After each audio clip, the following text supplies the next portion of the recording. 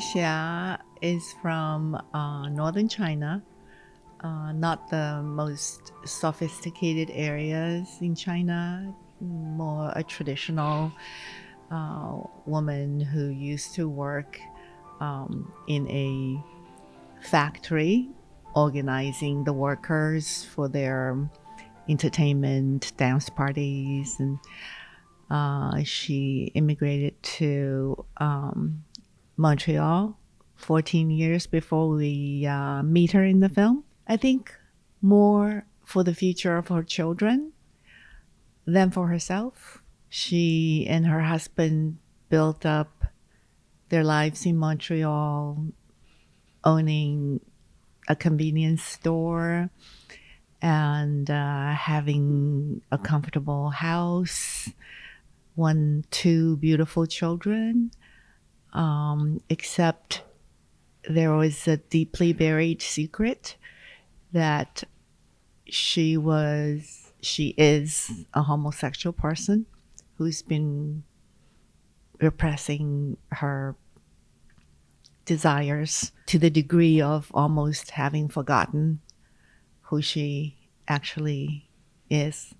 And when we meet her in the film is when she first hears about an online dating service where she meets a beautiful young woman.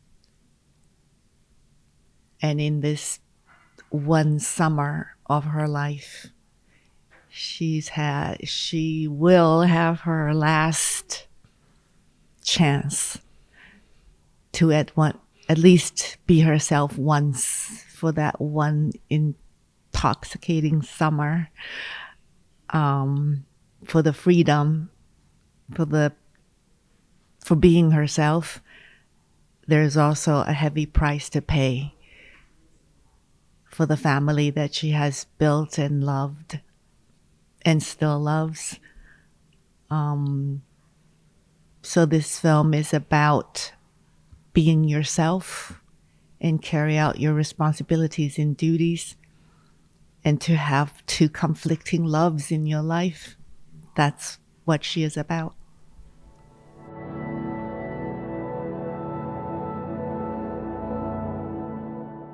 Very much. I mean, I feel close to the character. I know her. I have known other Chinese immigrants in the U.S.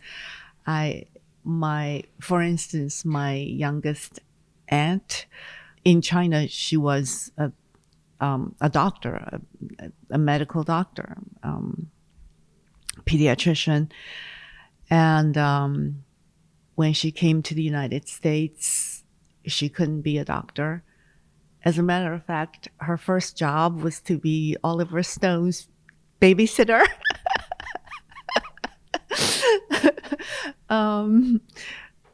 You know, they would have to give up their professions that they've trained all their life and they loved. And there is a very big price to exact when you want freedom, when you want to know another culture, to broaden your horizon.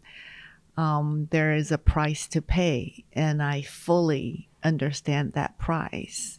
And to give up your entire life, everything you know, everything that's familiar to you, it's a, heavy price to pay. I understand that very well. I mean, I think I have assimilated myself better than the character Feng Xia. I've learned to speak English better than when we first met her in the film.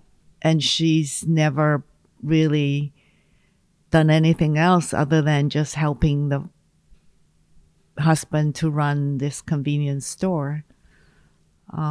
Very limited life, hoping the second generation would live better. The characters go through very complex feelings, very dramatic, explosive drama. And it takes time. And I think the biggest challenge is time. You know, how many days you can afford to shoot it. So funding for independent film is always the biggest challenge, I think.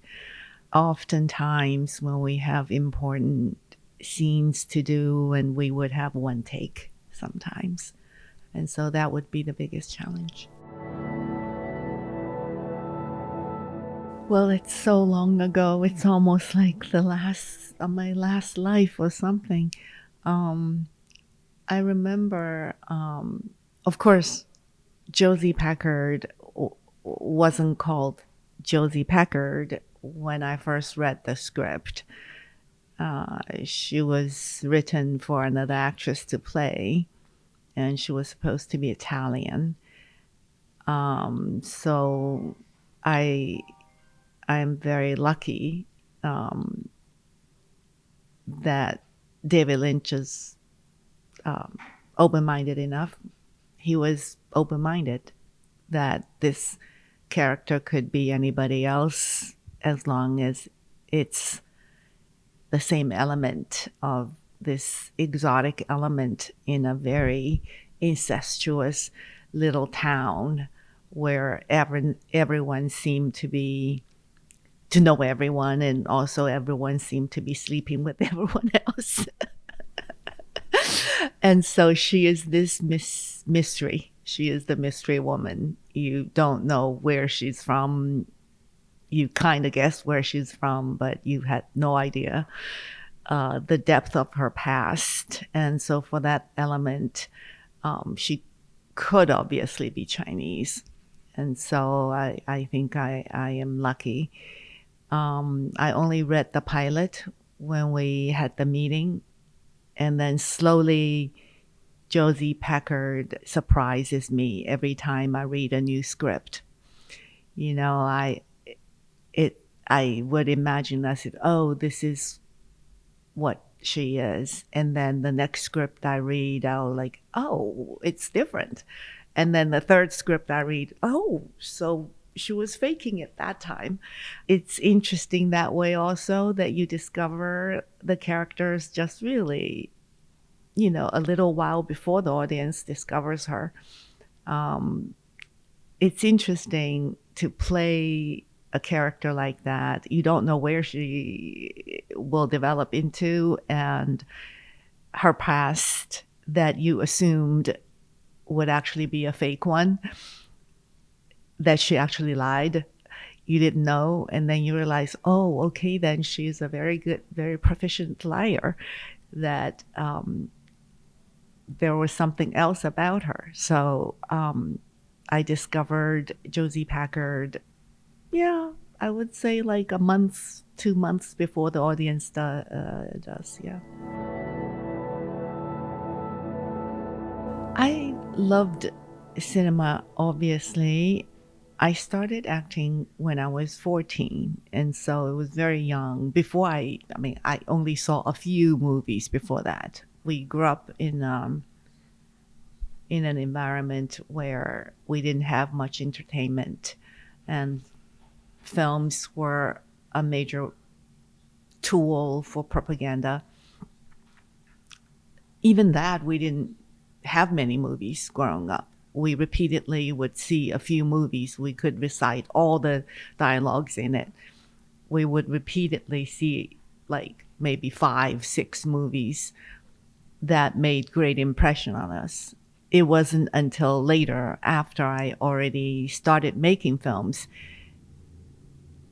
that I start to truly enjoy cinema.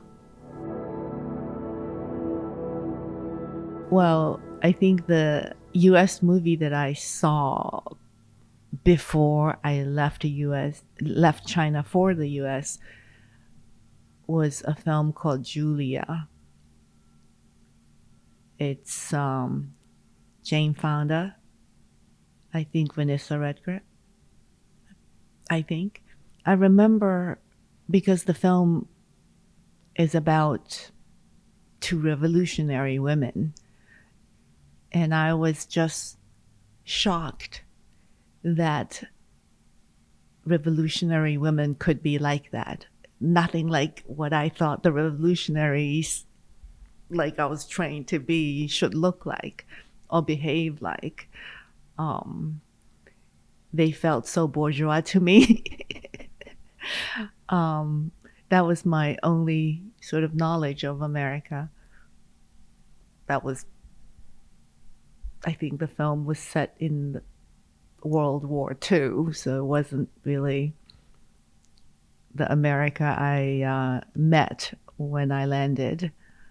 That's one movie I could remember. And then my first cinema experience in America, I think, was Body Heat. And that certainly